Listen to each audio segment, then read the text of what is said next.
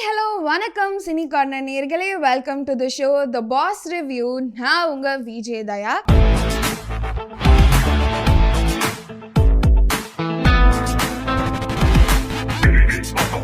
So big boss day 58 என்ன நடந்தது இதுதான் நம்ம பார்க்க போகிறோம்.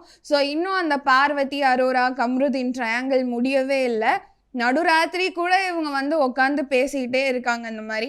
ஸோ அதில் அரோராக்கும் பார்வதிக்கும் கிளாஷ் வருது, கம்ருதீனும் அரோராக்கும் கிளாஷ் வருது.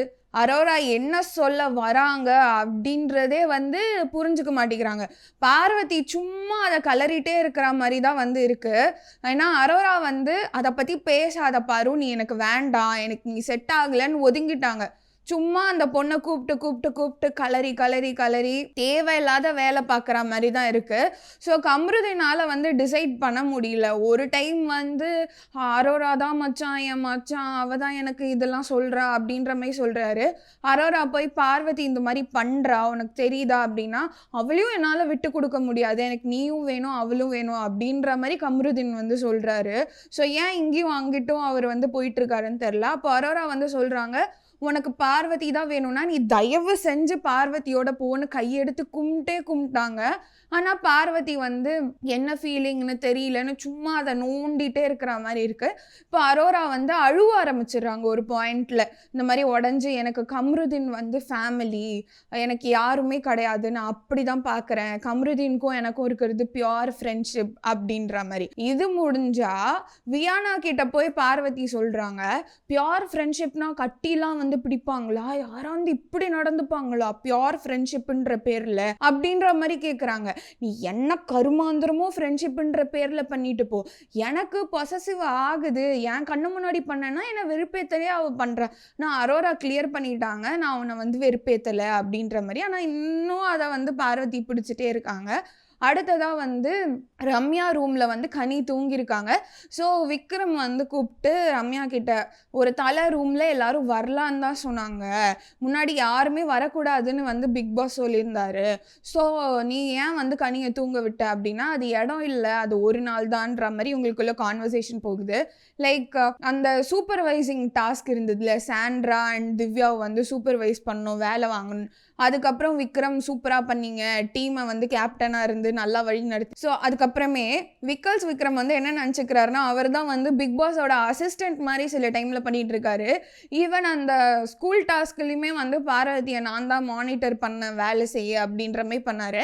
அவர் ஒரு ஸ்டூடெண்ட்டு, எப்படி வார்டனை மானிட்டர் பண்ணலாம் அப்படின்ற மாதிரி மக்கள் கேட்டிருந்தாங்க. இதுவும் தலை ரூமில் இவங்க தூங்கக்கூடாது அப்படின்ற மாதிரி.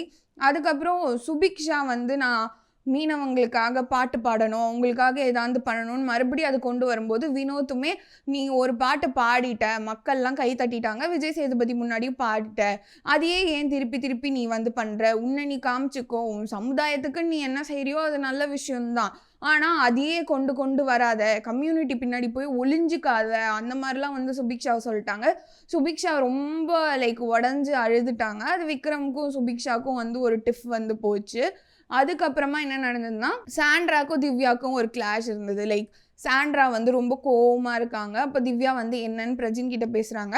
ஒரு கண்டஸ்டன்ட்டுக்கு என்ன மூட் ஆஃப்னா நான் ஏன் போய் கேட்கணுன்ற மாதிரி பிரஜின் சொல்கிறாங்க. அப்போ திவ்யா போய் ஏதோ சொல்கிறாங்க, என்ன ஆச்சு சாண்ட்ரா, நான் ஏன் சோகமாக இருக்குன்னு. திடீர்னு சாண்ட்ரா கத்த ஆரம்பிச்சிடுறாங்க, என் அப்பாவோட இறந்த மாதம் இது, நான் அதை நினச்சி கூட அழக்கூடாதா, நான் சும்மா காமெடிக்கு சொன்னேன் சாண்ட்ரா அப்படின்னோடனே, எங்கள் அப்பா இறந்தது ஒன்று காமெடியாக இருக்கான்னு திடீர்னு லபன்னு சாண்ட்ரா கத்த ஆரம்பிச்சிட்டாங்க. ஸோ திவ்யா எல்லாரும் முன்னாடி கத்தாத, எனக்கு இப்படி தான் திவ்யா பேச வரும், இதுதான் என் எமோஷனை காட்டக்கூடாதான்னு ஏதோ வாலண்டியரிங் கண்டென்ட் பண்ண மாதிரி தான் ஃபீல் ஆச்சு சாண்ட்ரா பண்ணது. திவ்யா போய் அவங்க அப்பா இறந்த மாதமானா, இல்லையா அவங்க அப்பா ஜான்வரியில் தானே இறந்தாங்க அப்படின்லாம் பிரஜின் சொல்கிறாங்க. அப்போ ஏன் சாண்ட்ரா அப்படி உருன்னு உட்காந்தாங்கன்னு அதுக்கப்புறம் யாருக்கிட்டையுமே பேசவே இல்லை. திவ்யா சொல்கிறாங்க, எனக்கு தெரியாது இல்லை சாண்ட்ரா, தெரியாதுன்னா என்னை பற்றி தெரிஞ்சவங்க ஒருத்தவங்க இருக்காங்களா, அவங்ககிட்ட போய் நீ கேட்டுட்டு பேசியிருக்கணுன்ற மாதிரிலாம், which was like unwanted.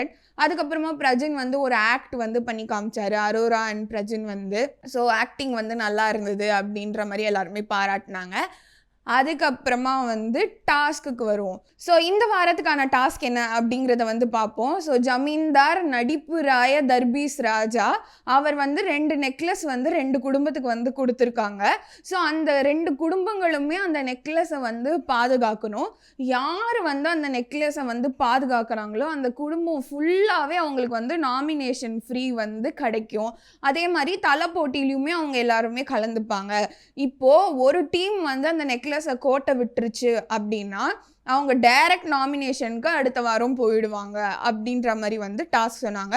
So ஒருத்தவங்க வந்து எடுக்கலாம் நெக்லஸை, அந்த நெக்லஸை நீங்கள் தொலைச்சிட்டிங்கன்னா அந்த நெக்லஸை கண்டும் பிடிக்கலாம். அண்ட் யாராவது நெக்லஸ் எடுக்கும்போது அந்த குடும்பத்துலேருந்து பார்த்துட்டாங்கன்னா அடுத்த அறிவிப்பு வரும் வரை அவங்கள சிறையில் வச்சு பூட்டணும். இதுதான் டாஸ்க்குன்னு சொல்லிட்டு ஒருத்தருக்கும் கன்ஃபெஷன் ரூமில் கூப்பிட்டு அவங்களோட கேரக்டர் என்ன அப்படின்ற மாதிரி சொல்கிறாங்க. ஸோ எல்லாருமே அதோட ஸ்பூஃப் கேரக்டர் மாதிரி ரெடி ஆகிறாங்க.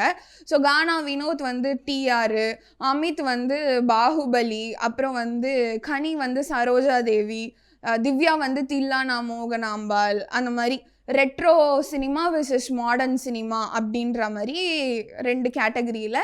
சாண்ட்ரா வந்து ஆமி ஜாக்சனாக வந்து ரெடி ஆயிருந்தாங்க. அரோரா வந்து சிட்டு என் பேருன்னு ஏதோ மாமி வேஷம் மாதிரி போட்டிருந்தாங்க. ஸோ இந்த டீமுக்கு நடுவில் தான் வந்து கிளாஸ் நடக்க போகுது.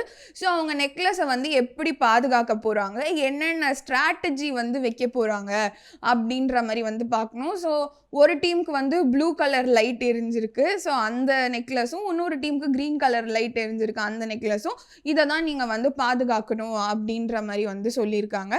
ஸோ எல்லாருமே வந்து அவங்க கேரக்டரில் வந்து பெர்ஃபார்ம் பண்ணி அவங்கள வந்து இன்ட்ரடக்ஷன் பண்ணாங்க. அது ஒரு சின்ன ப்ளே மாதிரி போச்சு. அதுக்கப்புறமா பிக் பாஸ் வந்து ஒரு டாஸ்க் கொடுத்தாங்க. அதை கனி படித்ததே அந்த கோபால் அந்த ஸ்டைலில் தான் வந்து படித்தாங்க. இப்போ தான் பிக் பாஸ் இவங்களோட இன்ட்ராக்ஷன்லேயும் வராங்க. இவ்வளோ கஷ்டத்துலேயும் நீங்கள் நெக்லஸை பாதுகாப்பீங்களா அப்படின்னு. உங்களுக்காக செய்வேன் கோபால் செய்வேன்னு அந்த ஃபுல் கேரக்டரில் தான் அவங்க வந்து இருக்காங்க அப்படின்ற மாதிரி. ஸோ ஸ்கூல் டாஸ்க்லேயே நிறைய பேர் அவுட் ஆஃப் தி கேரக்டர்லாம் வந்தாங்க. ஸோ யார் இந்த அவுட் ஆஃப் த கேரக்டர் வரப்போகிறாங்க அப்படின்ற மாதிரி இன்னைக்கு காலையில் ப்ரோமோலே ஆதிரைக்கும் வினோத்க்கும் வந்து சண்டை வர ஆரம்பிச்சிருச்சு. என் காதில் கேட்குதுன்னு ஏதோ கத்த, ஏய்லாம் சொல்லாத தப்புன்னு கானா வினோத் சீர இந்த மாதிரி சண்டையெல்லாம் போச்சு. ஸோ இந்த மாதிரி சண்டைனாலே என்ன கேரக்டர்லையா சண்டை போட முடியும்? ஆப்வியஸ்லி அவுட் ஆஃப் கேரக்டர் வந்து வந்துட்டாங்க. அண்ட் இந்த ஜமீன்தார் டாஸ்க்குள்ளேயே இன்னொரு டாஸ்க்கும் வச்சாங்க, modern cinema versus retro cinema. அந்த டீமுக்கு வந்து என்ன அப்படின்னா பிளைண்ட் ஃபோல் ஆயிருக்கணும். பிளைண்ட் ஃபோல் பண்ணி அந்த வெஜிடபிள்ஸை வந்து கரெக்டாக கண்டுபிடிக்கணும். லைக் இன்ஸ்டாகிராமில் இந்த சேலஞ்ச் வந்து பார்த்துருப்பீங்க. ஸோ இதை வந்து சாண்ட்ரா அண்ட் அமித் தான் வந்து விளையாடினாங்க. அண்ட் விளையாடுறதுல அவ்வளோ கேவாஸ், எல்லா வெஜிடபிள்ஸையும் வந்து கீழே தள்ளி விட்டுட்டாங்க. ஸோ பிக் பாஸ் வந்து யார் எடுக்கிறாங்க அப்படின்ற மாதிரி பாயிண்ட்ஸ்லாம் போட்டு இந்த ஜமீன் டாஸ்க்குள்ளே இந்த டாஸ்க் நடக்குது. ஸோ இந்த மாதிரி குட்டி குட்டி பாயிண்ட் டாஸ்க்குமே நம்ம வந்து பார்க்கலாம் அப்படின்னு தான் வந்து நான் நினைக்கிறேன். அண்ட் இந்த ஜமீன் டாஸ்கில் யார் நெக்லஸை திருடுவாங்க, யார் அதை கண்டுபிடிப்பாங்க, யார் சிறைக்கு போவாங்க, இந்த டாஸ்கில் யார் பர்ஃபார்மன்ஸ் வைஸாக சரி நெக்லஸ் திருடி அதை பத்திரமா பாதுகாக்கிறதுல இல்லை தான் நெக்லஸை பாதுகாக்கிறதுல யார் வந்து இந்த டாஸ்கில் அவுட் ஷைன் ஆக போகிறாங்க அப்படின்றதே தெரியல. ஸோ விக்கல்ஸ்க்கு வந்து எம்ஆர் ராதா கெட்டப்புன்னு நினைக்கிறேன். எனக்கு பிடிக்கல அப்படின்ற மாதிரி பண்ணார். So I think Vikkals shine ஆக நிறைய வாய்ப்பு இருக்குது. ஆல்ரெடி கானா வினோத் டிஆர் ஸ்டைலில் கவுண்டர்லாம் போட ஆரம்பிச்சிட்டாரு. எல்லாரும் கானா வினோத் இதை வந்து என்ஜாய் பண்ண ஆரம்பிச்சிட்டாங்க. ஸோ மீதி சைலண்டாக இருக்கிற குழுவினர்களில் யார் ஷைன் ஆவாங்க என்ன அப்படின்றத வந்து அடுத்தடுத்து இந்த வாரம் இந்த ஜமீன் டாஸ்க் எப்படி போகுது அப்படின்லாம் பார்க்க stay tune to cine corner the boss review. நான் உங்கள் விஜய் தயா. டாடா.